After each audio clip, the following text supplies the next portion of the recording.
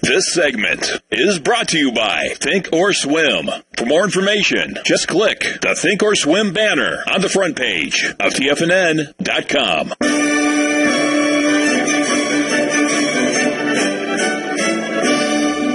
Okay, we're back, folks, and we have on the line from Sarasota, Florida, Tim Bost, Financial Cycles Weekly. Tim, how are you doing today? I'm excellent, Larry. How about yourself? Are you exercising caution when you walk outside? Trying to avoid it as much as possible. The exercising part, anyway. Tim, we have still putting on the face masks and limiting our outdoor exposure. We've got a little bit of a local hotbed here. Our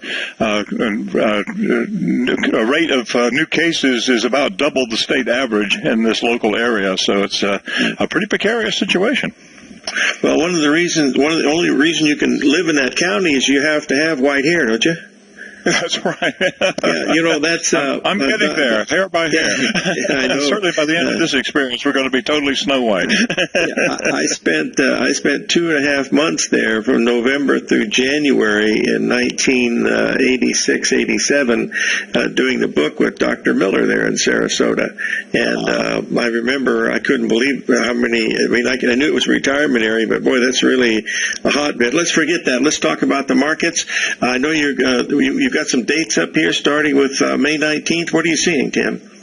Yeah, this is an interesting historical review here because we were looking at the Saturn-Pluto conjunction, which occurred a little earlier this year, and we've seen some interesting market dynamics because of this.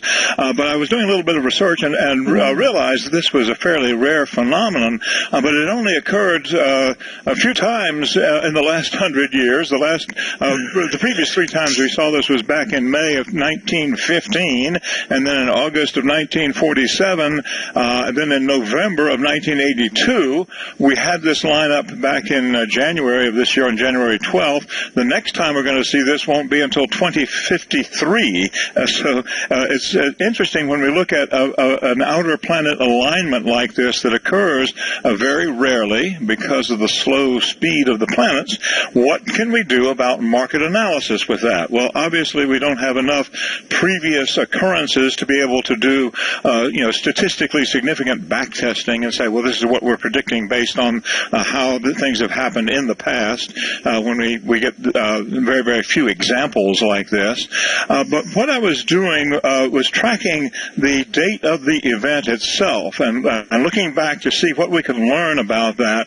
The alignment occurred on the 12th of January, which was a Sunday, and so we took the chart for the S&P and paid attention to the price levels set on the previous trading day, which was Friday, and the low for Friday was at 3260.86. That was on Friday, January the 10th, and so I was watching that price level, and we continued to move higher to the record high a little bit later on as we got the year underway. But then we began to see that topping action and the big gap down that occurred on February 24th.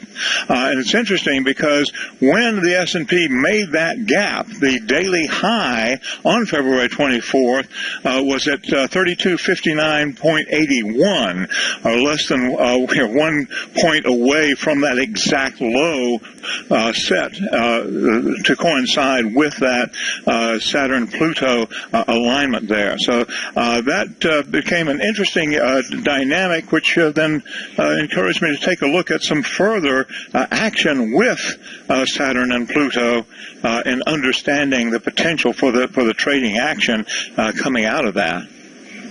Well, that's an interesting concept of that gap being at the same price it was on January 12th. That's you can't make that up. No, exactly, and it was very, very precise. Again, within 1 point on the S&P, so that's a sufficient fudge factor, I think. 1 point. Yeah, I think you're okay there for sure. Tim, we've got a question from one of our listeners, and it's about Pluto. Is that a few years back they said it wasn't a planet, then it became a planet again? What was that all about?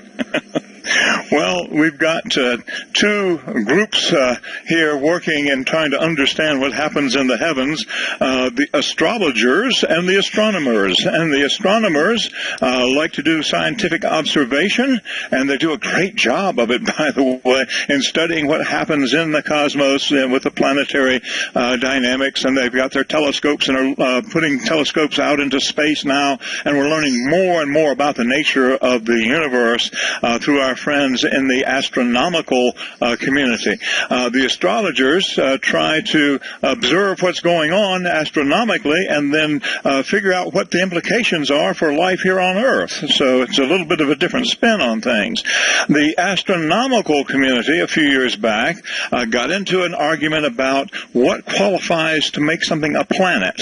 And so they had their annual conferences and debates and things of that sort, and they concluded that Pluto was really too small to be officially a planet, and so they demoted it to dwarf planet status, and then it kind of went back and forth, and they discovered that Pluto is actually very, very tiny and has a very big moon orbiting around it. So there was all kinds of debate back and forth, and essentially it's all a matter of terminology. There is an object out there called Pluto.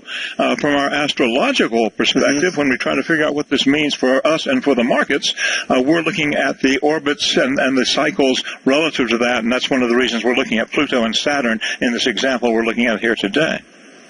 Wow, okay, that answers that question. Thank you very much. Now, I wanted to bring the next chart up, which is from the Financial Cycles Weekly. I think this is the Fibonacci Galactic Trader, isn't it? Right. Now, what we've done here, and this is superimposing on that, we put in that resistance line there at 3260.86, congruent with that Saturn-Pluto conjunction. And then what we've added on this first chart is the Saturn lines. It says over on the left there, Saturn ninth harmonic. And these are the projections using the Fibonacci Galactic Trader program based on the positions of the planet Saturn over time, and then we project that into the ninth harmonic, which gives us that parallel line effect.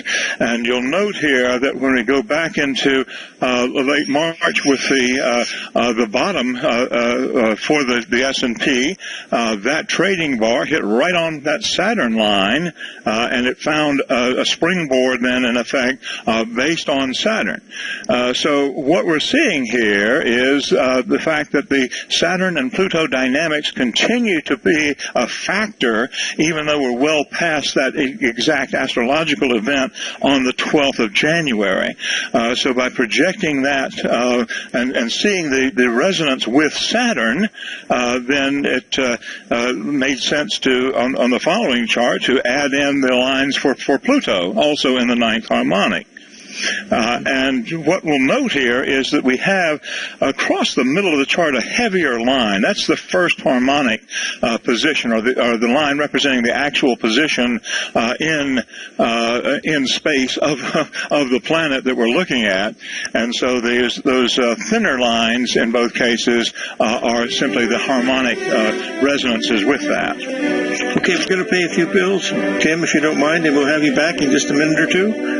Okay, I'll hang on. Thank you. Okay, we'll be right back, folks. 877-927-6648.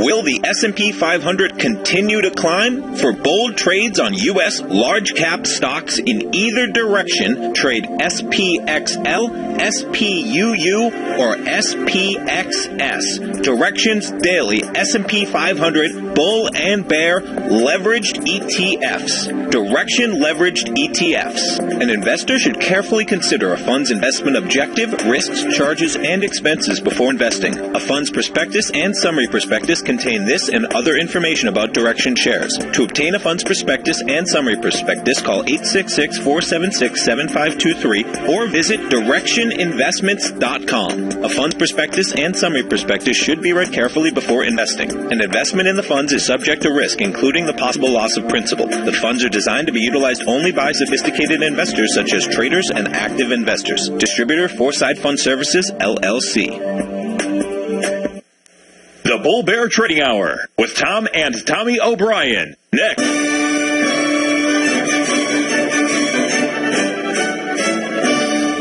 Okay, we're back, folks. We're talking with Tim Bost, Financial Cycles Weekly. Tim, I noticed on the chart that you're not showing any Fibonacci numbers, and yet it's called the Fibonacci Galactic Trader.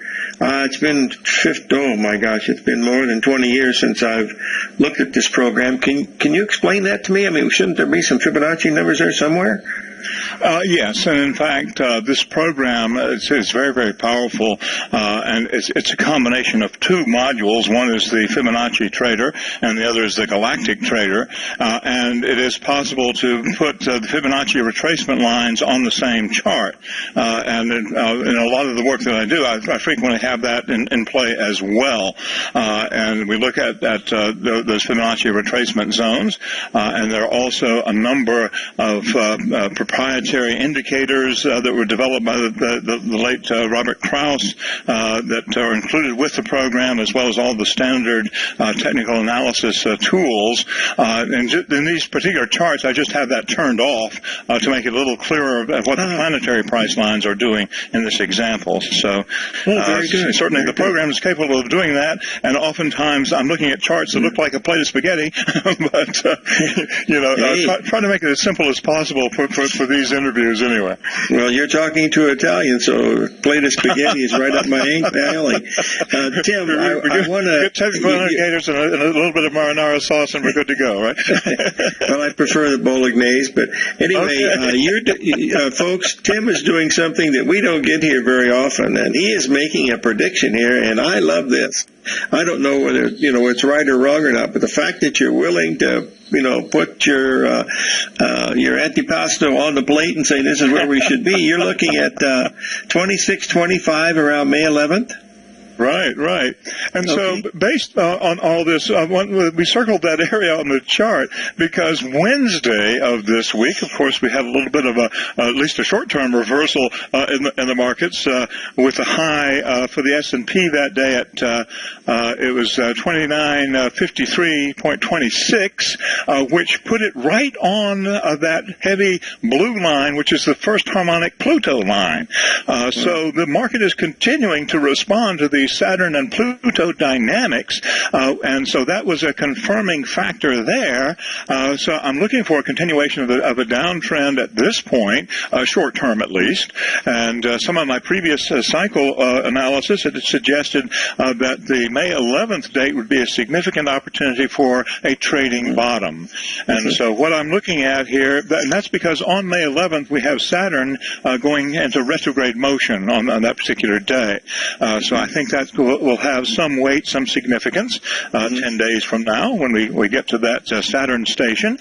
And I was just projecting on the basis of that Saturn line, the price level of 26.25 or approximately would be hitting the Saturn line on that particular date. So that's how we came up with that forecast. But, I like that. We'll see how it turns out, right? Tim, trust me, I've got some information for you here. I've just received approval from TFNN to have you on the show on May 11th. Okay. and Tim, they told me just now that if it's not there, say goodbye, Tim. No, we want to have you on May 11th, and we'll see where it is. It's sword of Damocles hanging over me. Yeah. Well, I don't know who that sword was, but that's pretty good. The one that you're wrong. I mean, everybody's wrong in this business a lot, but this is really an interesting one because of these lines setting up, and it gives more impetus to astrology. Tim, one of the things on my bucket list was to live long enough to see, CNBC have a segment on financial astrology, 3 to 5 minutes, and I'm sure it'll come from MIT or Stanford or, the London School of Economics, someplace like that. It won't come from somebody in Tucson, Arizona, like Arch and I are here. It'll be someone from academia proving it. But when you look at these lines, I mean, this is really amazing how it sets up channel lines, and they're based on what's happening in the heavens, which is really quite amazing. Right, and that's the unique feature of this particular tool or this particular approach. We can put in support and resistance lines based on the price history with our trading chart, and that's conventional technical analysis. That's still 100% valid, and we use those tools. We use things like L8 wave projections and Fibonacci retracements. But when we add the planetary lines, we have a confirming factor that's not based on the trading history itself. And so that's what gives us a little extra spin. And when it becomes a confirming factor, if we find, for example, a match with a Fibonacci line with one of these planetary lines, it's like gold. Wow. Well, there's nothing like gold, Tim. Hey, Tim, I want to thank you for being on our show today, and you will be on May 11th. Can you confirm that? Yeah, we can make that happen, or maybe we should look at May 12th to see what happened on May 11th. Hey, you know what? Boy, you guys with astrology and cycles are so much above me. That's what we're going to do. We're going to make it May 12th. We're going to have Tim Bost on, and I'll write this down right now. Yeah, that'll be good. So out my calendar as we speak. Yeah. Okay. One other question here. One other question, Tim, if you have a minute or two. Sure. Could you give us your bird's eye view of the coronavirus as it relates to astrology? Is there any link there that looks interesting? Yes, and in fact, and one of the things that has a lot of astrologers looking at the coronavirus is exactly this Saturn-Pluto conjunction. But of course, we don't get pandemics every time we have a Saturn-Pluto conjunction. So one of the factors that I've been tracking with regard to this is the interaction of Neptune, the planet Neptune, with the trans-Neptunian factor Apollon. And in fact, I'm doing a series of webinars every 2 weeks focusing just on coronavirus issues because I've had so many inquiries on that. And so we're trying to do continuing investigations there, and it's very, very, shall I say, experimental at this point. But Neptune's associated with diseases and the spread of disease. Apollon is the trans-Neptunian factor. We typically associate it with commerce. We like to see Apollon come into play because it spreads things far and wide.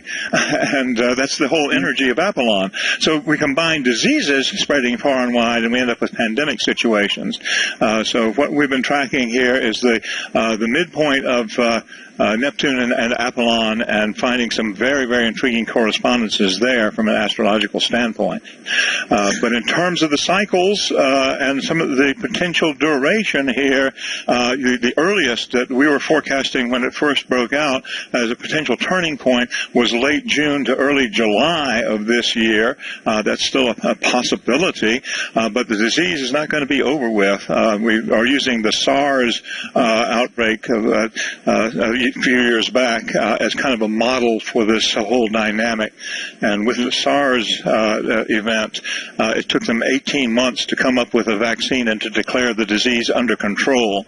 And that was remarkable because it was so rapid in terms of the history of epidemiology. Mm-hmm. And so when the SARS was declared done by the World Health Organization, that happened to be exactly on a Neptune station that occurred. So we're watching those Neptune stations and the dynamics with Apollon as well. It's a very, very complex picture, but I think we're going to see the necessity for more isolation for some time here. So keep those masks handy and wave at your neighbors. We will. Tim, stay with us so you can tell us about the free webinar you're going to have. Surely. Be glad. Okay. We'll be right back with Tim Bost, Financial Cycles Weekly, 877-927-6648.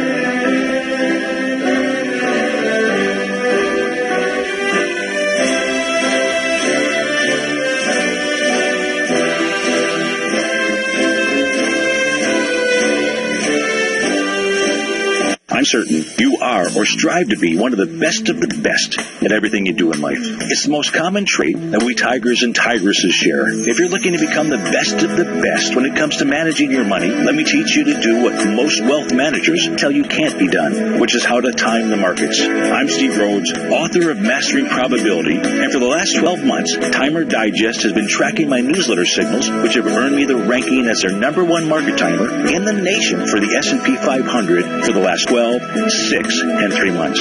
Timer Digest also ranks me as the #1 market timer for gold as well. The fact is, markets can be timed, and I'll teach you the exact set of tools that I use that has transformed me into one of the best at what I do. Sign up for Mastering Probability today by clicking on the newsletter tab on the homepage of TFNN.com and get immediate access to workshops where I take you step by step how to use an extraordinary set of tools as well as provide great market calls too. Sign up today.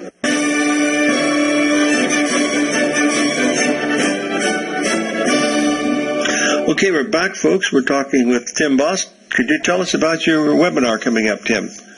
Surely, I appreciate being on these sessions with you because it gives me a chance to do audacious things like make that forecast. This webinar is not about forecasting, though. In fact, this is designed as a training session to help traders, regardless of your level of experience, identify some possible tweaks to your trading process in terms of market analysis and timing of the trades that can give you better results in the long run. Of course, our bias is toward the astro trading and showing how that can be incorporated. And it's really a nuts and bolts training session, and we're offering that free of charge to encourage people to take a look at the astro trading advantage and to be able to connect with that in their own trading. Again, if you're a seasoned trader, I think you'll find some things interesting here. If you're totally new to trading, that's okay too, because we try to simplify things as much as possible during that session.